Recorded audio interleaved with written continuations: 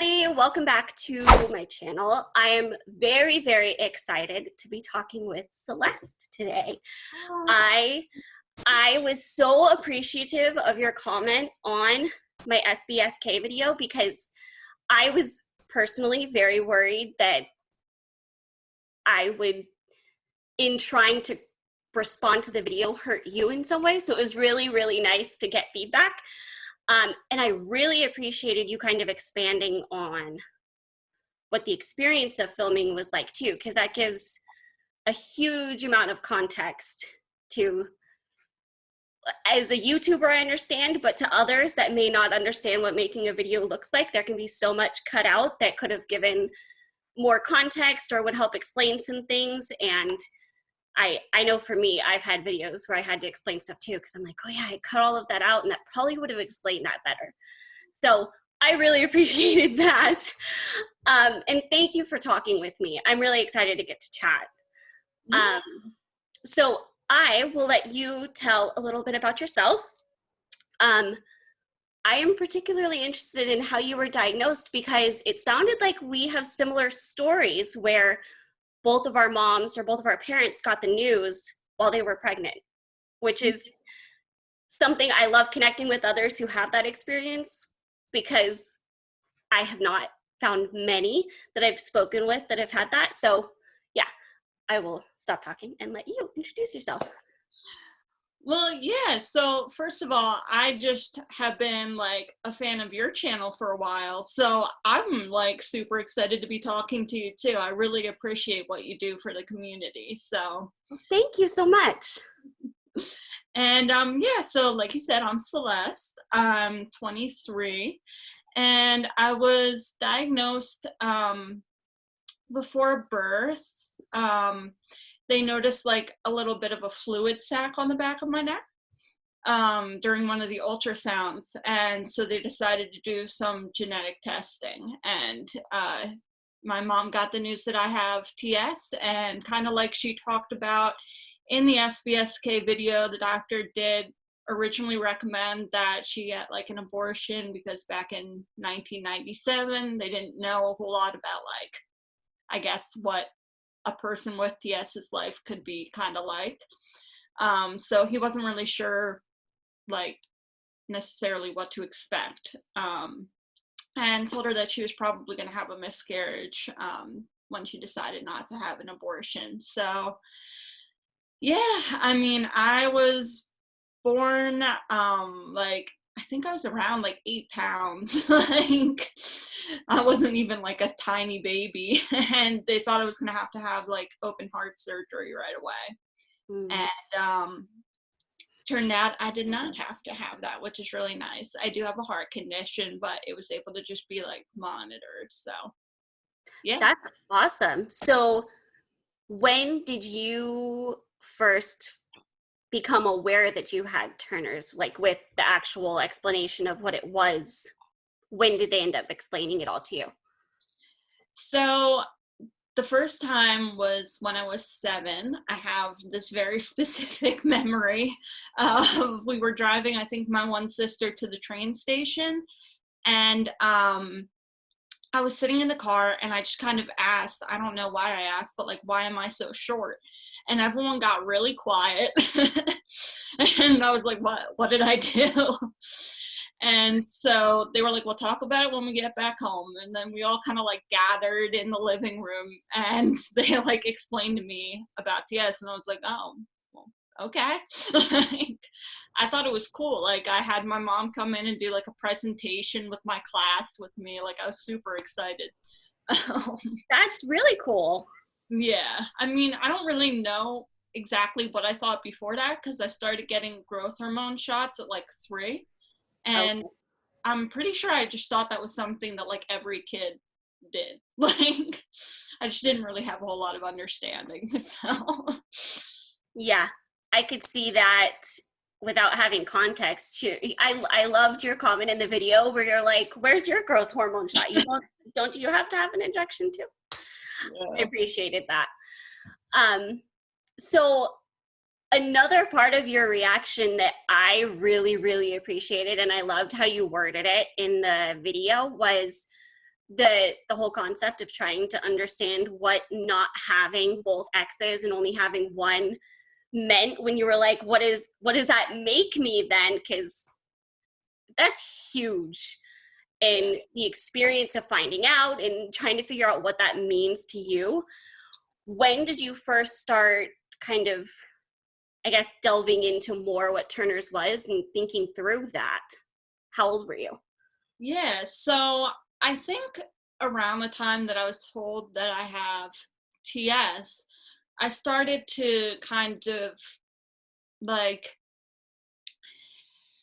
it was almost like I could tell that I felt like different, but I didn't really have the words to like talk about what I was feeling. Like the best I could do is I remember like crying when I was little and asking like why wasn't I normal? Like that was like the only thing I could kind of come up with. And then as I got older, I learned more about like TS and kind of like the chromosomes, and I kind of went through my own journey, like just kind of accepting both TS and my gender identity and my body kind of as it is, like. And so I don't know if there was like exactly a certain age that happened. I think like it's still a process I'm going through. Like I just shaved my head, which is something like a few years ago I would never have been able to do, just simply because I would have been too worried about people being able to see my neck.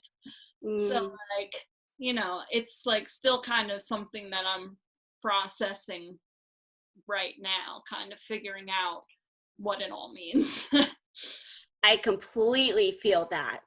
I remember right after I had my neck surgery, I immediately, because you probably can see without me turning my head, but I have pretty substantial scarring on my neck. So if anybody sees it, it's obvious there's something there, and they start asking questions like, where did you get those scars? Yeah.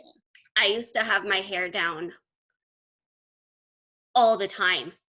I would literally go from relaxing around the house with it up like this because it was just my family at home, so I didn't care, to walking out the door and immediately doing this. Mm-hmm.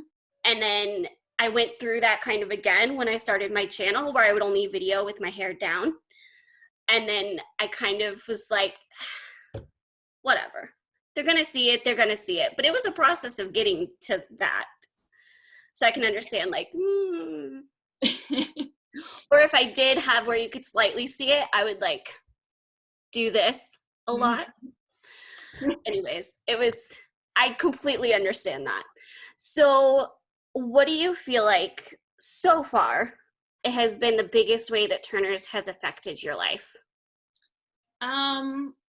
Well, I didn't talk about this a lot in the video, which I thought was interesting, because one of the most well-meaning comments that I got, and also kind of the one that annoys me the most, is, oh, well, they look normal, so I don't get it. Like, what's wrong with them? Like, I don't understand. And it's like, I appreciate where you're coming from when people say that, but like, there's a lot of things I didn't talk about in that video. For example, I think one of the biggest things that definitely I've had to grieve and also process is like the infertility piece. And my heart has been a pretty big thing. I will have to have open heart surgery probably in the next few years, which is not great also with the addiction piece, because there's pretty much no way you can do that without painkillers. So it's an added layer. Yeah. So I would definitely be interested in hearing some of the pieces of it, because I know in your comment on that video you said not only were they trying to condense, like 2 hours of a conversation down to 15, 20 minutes, but it seemed like in your wording there were specific things you were thinking of that were left out that you would have personally preferred be in, or kind of, you just mentioned, would help explain things a little more. Mm-hmm. Was it the infertility and heart condition that you were referring to, or was there anything else? That was part of it. And I mean, Chris is such a great interviewer, and we talked about so much, and it's like, I mean, it's impossible to tell someone's whole life story in 13 minutes. But yeah, I mean, that was definitely part of it, the heart and the infertility piece. And honestly, some concerns that you had, I was thinking about as well. Like, just like, you know, it was a video that was meant to tell just my particular story, but there's also lots of just facts that I was spewing out, or like resources. Like, I was just like kind of putting in there, like, oh, like the Turner Syndrome Foundation, or like TSSUS, or like Yeah. those types of things. And yeah, I think there is a piece kind of with like identifying as intersex, identifying as non-binary, and also the addiction and mental health piece, that there's a lot that goes into all of that, that it's almost, like I said, impossible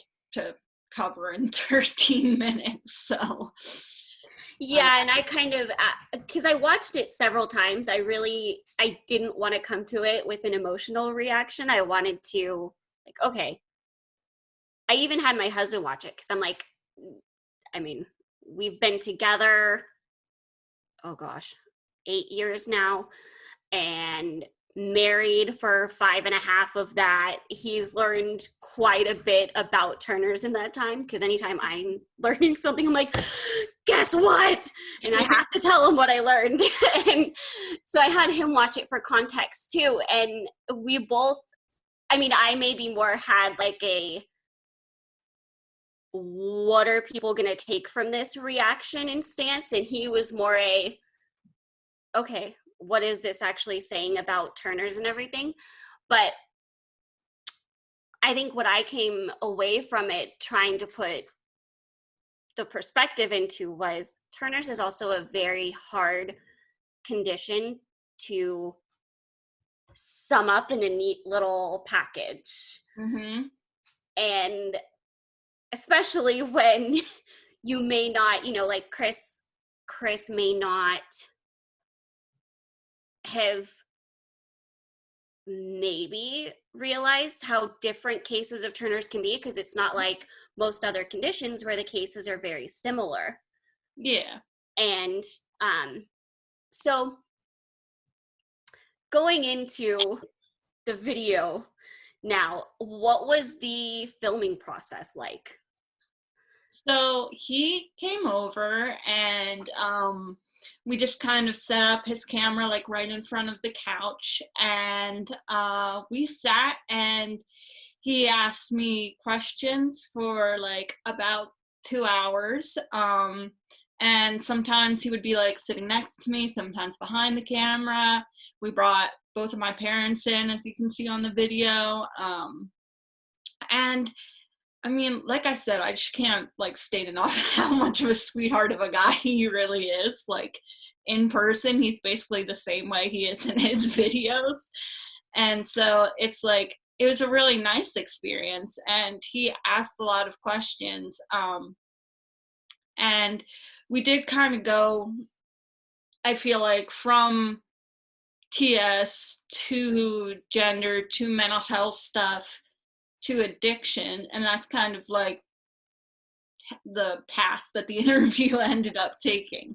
Mm-hmm. And yeah, I mean, one of the things I think I was having trouble explaining in that interview was that he was interested in how TS was connected with how I specifically identify.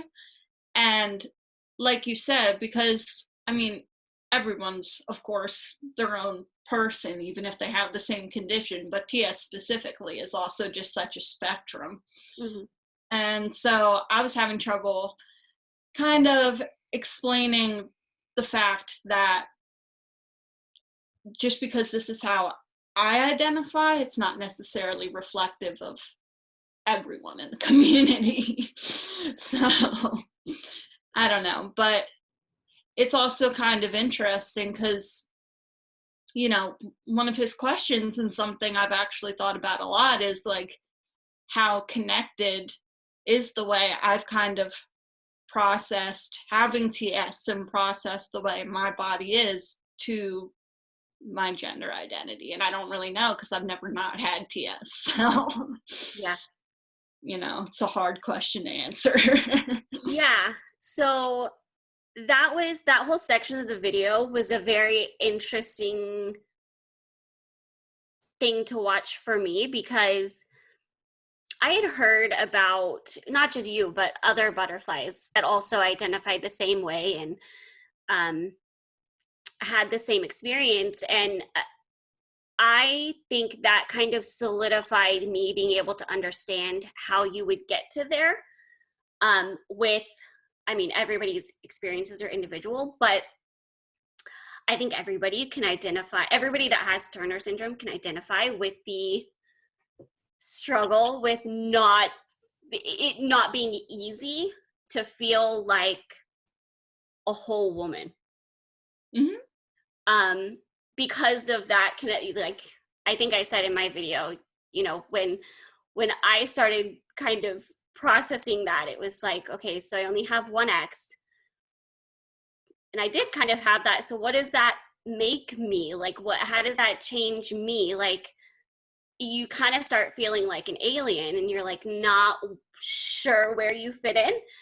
And I think that was the part that hit me the most, because I was like, oh, I know I obviously processed it differently, and if I'm giving little explanation, I over process things. I tend to dwell, so I'm like flooding myself with stuff to process stuff. But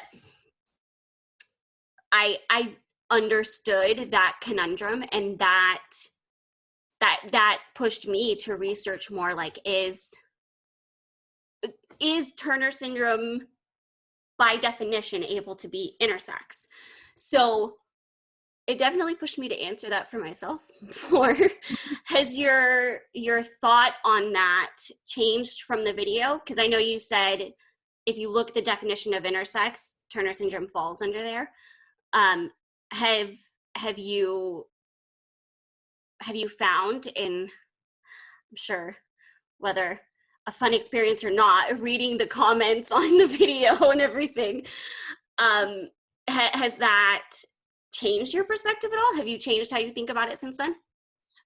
Well, it's actually been really interesting, because I have been doing like a lot of thinking. And kind of how I feel about it is, well, first of all, for me, being like non-binary and also identifying as intersex, I kind of see as like two different things. So this is Okay. why it's hard to get into like in the video, because Yeah. it's a little bit of a complicated explanation. But I see like sex as kind of like a spectrum. Like, there's like your idea of like a very stereotypical idea of a woman over here with XX, and like just everything very typical, and then your very typical like male over here. And I think there's a lot more people than people feel comfortable in our society recognizing that are somewhere in here. Like, our bodies are not as binary as I think a lot of people would like to think.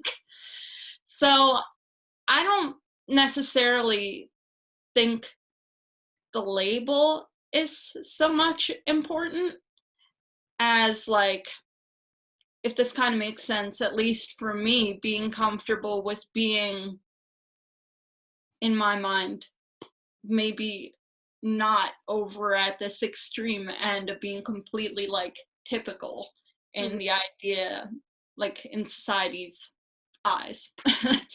Yeah. So, I mean, like I said, the label doesn't matter to me so much, and I would never want to push that label on anybody who doesn't agree that TS is an intersex condition, or doesn't want that label, or doesn't feel comfortable with it. That's just kind of how I view my body, is not as like a typical XX body. And I think that's, I mean, for me, that makes me feel comfortable, and I'm just like, okay, like it's sort of empowering, because I don't know, it's just like, I don't know, there's a lot of stigma around not being, uh, you know, completely like on the end of, Yeah, on either end of the spectrum. yeah, because like, I mean, even today, I think there's still a lot of intersex babies who are having like these corrective surgeries. And obviously that's more like with like genitals that are obviously like intersex, but it still just stems from that same like kind of stigma. Mm-hmm. So I just kind of embrace it. And that's just how, like I said, how I processed it and how I deal with it. But one comment I did find very interesting, and this is more connected to gender identity than like sex, was, I think it was on your video, that someone wrote that they have TS, and while they've had sometimes kind of like you were explaining, like they've had trouble feeling feminine, they've never thought of themselves as anything other than female. Mm-hmm. And I was like, huh, that's interesting, because that's not my experience. So maybe right there's kind of proof that even without TS, like even if I was that typical XX, like all the way on the end of the binary, like I would still identify as non-binary gender-wise, because that's just me. Yeah, I think, well, I think the, talking about the whole surgery thing, I think that was the element that I had the most trouble wrapping my head around as far as trying to answer the question of could TS be intersex? Because when you look at the definition of intersex, the things that it talks about, I kept running into like the genitals aren't, from all of the cases I've heard of, the genitals aren't ambiguous in any way, and I look more at the physical side instead of I guess just being atypical in general. But I know that comment struck me too, because that has been my experience where, well, I can be a huge girly girl, but as far as feeling like a woman, oh my gosh, I just, the whole concept of my body not doing what it's supposed to, and I put that in quotes intentionally because I feel like talking about norms, especially with Turners, that gets really wishy-washy and it's hard to put norms. Yeah. So I feel like that very much summed up my experience. While physically I've had struggles with feeling like a real woman because I don't have my cycle on my own, infertility, all of that. But at the same time, I've never identified as anything but a woman. Um, I think that is for me where the difference in experiences come in, and that was my hardest struggle with the video, was doing a one and done video on it. That's why I was so excited when I heard that they were going to do another. Mm-hmm. Just in general, because I mean, that's why I've done so many on my channel. It's like, just give all the information so there's all the perspective. And I think I was really excited for your video in the giving a voice to an experience that I don't think has been given as much of a voice in the Turners community, though. And I think it's valid, especially because we can all relate to the struggle of, what the heck does that make me? Like, what does that even mean? And yeah, by the end of my processing it, I was just really appreciative of that aspect of it. And I really just commend you on doing that, because it's a hard topic to navigate through in a conversation that's going to be put on the internet. Well, I really appreciate that. And, you know, I honestly like completely agree with you, because I'm like, if they want to do another video with Turner syndrome, like I completely support that. Like the more voices, the better. Like I love it when there's more information out there, more experiences out there. And I don't know. I mean, I think like if my video can even just get someone to look it up, like Mm-hmm. that would make me so happy. Or like if there is someone out there with TS who has been feeling like alone because they haven't seen another face like theirs, or if there's someone in the TS community who's been feeling isolated from the community because their experience might be a little bit more like mine, then I think that if I can make them feel less alone and I can make them feel a little represented, then that would make my day. Like, and I don't know. I just I do feel really like honored that I got to share my experience and just Yeah. share a little bit of my life there. So it was cool. So, how did you end up connecting with Chris?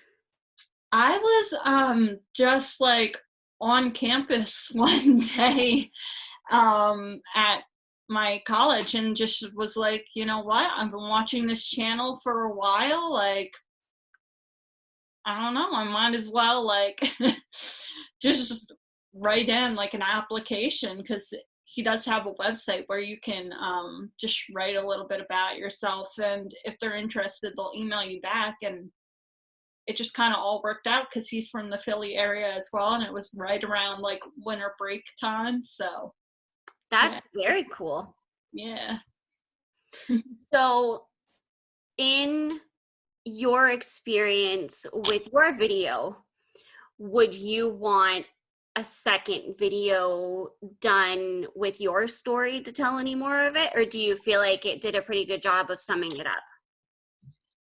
um I mean, like I said, it's hard to tell someone's whole story in 13 minutes. I think if I were to redo it, the only thing I would kind of do differently is um, maybe just focus more on each individual like aspect of me. Like if I were to make my own channel, for example, I wouldn't make a video on Turner syndrome, gender identity, like addiction and mental health, because I think that's a lot to tackle all at once.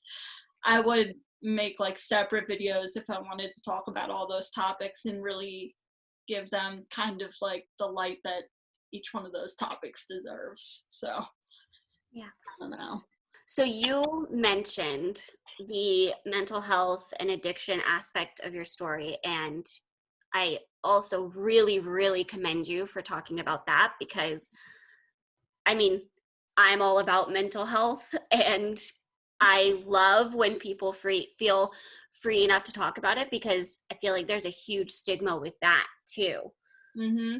And um, I felt like the biggest thing, that even though they did it right sharing it, they could have, and I mean, this goes back to what the conversation was and everything, but I feel like there is some level of connection they could have made between Turners and those things that was a little bit, I wished they had kind of connected those more, because there is that potential.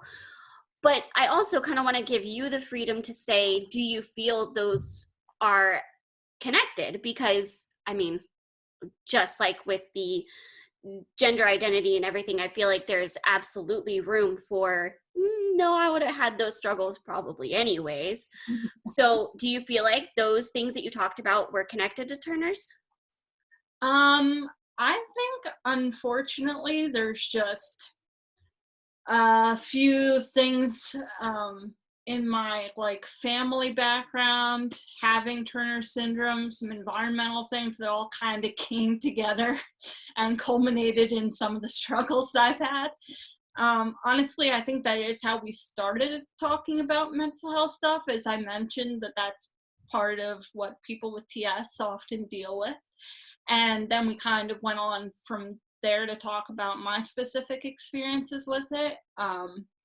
So yeah, I think that was one of the parts that just was not kept in the video, was me being like, you know, people with DS often have like anxiety, ADHD, like struggle with depression, like those different types of things. So, but yeah, I also have like a family history of some of those things, addiction included. You know, I did like genetic testing, and apparently like I'm missing an enzyme, so like that makes me more like prone to depression anyway. So it's just like a whole bunch of different things I think kind of came together. Yeah. I feel like we all, to some level, have that experience. I have a ton of the stuff that I have risk for with Turner's also in my family history. So I get at least a double, if not a triple whammy of most of it. Yeah. So I get that. I did like how you talked about the social anxiety and everything, because I thought that gave a really good picture of what is a very common experience in Turner's as far as the social aspect of it. So I really appreciated that too. I had a literal, I don't know if you could tell in the video, but I had a literal paper with notes. That was like, these are the things I really liked, and this is what I want to respond to. And I tried to keep it respectful, but also actually respond and not just give like fluffy comments on it. But yeah, I was so excited when you commented and responded, because I felt like that kind of was like, okay, they felt okay about it. They didn't, you know, I didn't hurt them in any way by doing it.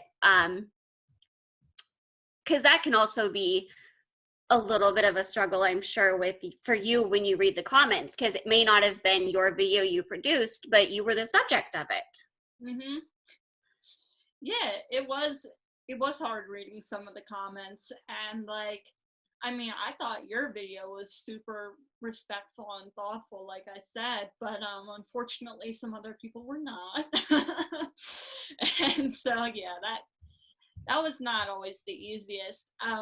One comment that I did try and respond to whenever I saw it was like, well, hey, I tried to respond to anyone who also has TS, because I like, I don't know, I just felt like a special connection with them. So I was like, okay, you commented, I want to respond. But I tried to listen to like anyone who said that, like, you know, I was saying things about the whole community. And I think like in a way the title is a little misleading, because it is kind of, like you said, less of an informative type video about Turner syndrome and more just talking about me, which is fine, but the title does say like, you know, like living with Turner syndrome, which I guess, I mean, it is what I'm doing, but Yeah. like, I don't know. So I really wanted to respond whenever I saw that comment, especially if it was from someone with TS, being like, you know, like, well, this isn't true about the whole community. And I always wanted to basically just say, like, absolutely. Like, everyone in the community is so different. And I recognize that my experience is not necessarily even like average in the TS community. So, you know, I mean, I never wanted anyone to feel that way. And I especially like was very aware that gender in particular can be a really touchy subject for people with TS, just because of, you know, how much we've had to go through with processing that, like we were talking about earlier. And maybe some people have been victims of like bullying, and just trying to be like sensitive around that and let people know that like in no way was I trying to invalidate how they personally identify, or I think, like I said earlier, put any sort of labels on them, if that makes sense. Yeah, and I think that's kind of the way I landed after was like, this is a good video for that experience. It's a great video for that experience because you were so well spoken with explaining your experiences and your perspective on everything, and so open that it was great. Which is another reason I feel like we all can tell our stories, because all of us are going to have those little pieces to contribute to the conversation. And yeah, so I found that really being what helped me make my mind up was like, well, the struggle becomes applying a label to the entire community, and I would never say any video could do that. None of my videos have ever done that because it's just too hard. Yeah. So okay, so I feel like this next thing that I've been asking everybody is like so close to what we're talking about, but the theme for this year's Awareness Month was Be Uniquely You. So I would love to hear how you see that, and how you feel that applies to Turner syndrome and how you've experienced that, what that means to you. Yeah, I mean, I think for me, that just means like celebrating kind of how I am a little bit different, and like how I am part of, like I said in the video, like the just natural human variation that exists in the world, and trying to get more and more comfortable with what makes me a little bit unique, or what makes me me. I mean, I've tried to do that in a bunch of different ways. Like I said, shaving my head was part of that, like body modification, like tattoos or like piercings has been a really large part of that for me, just making me feel more empowered and more comfortable in myself and being a little bit unique and standing out a little bit. Because I mean,